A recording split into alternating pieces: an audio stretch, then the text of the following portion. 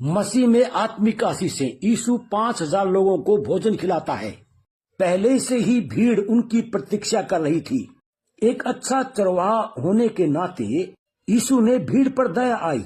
जब दिन बहुत ढल गया तब उसके चेले उसके पास आकर कहने लगे, यह सुनसान जगह है, इन्हें विदा कर कि चारों ओर गांव और बस्तियों में जाकर अपने लिए कुछ खाने को मोल लें।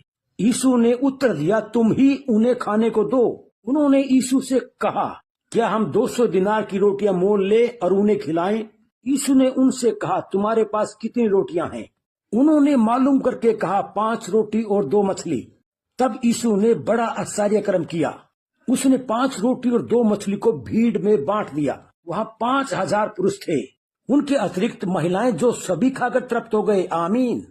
जो हमारे प्रभु यीशु मसीह से सच्चा प्रेम रखते हैं उन पर अनुग्रह होता रहे। जय मसीह की।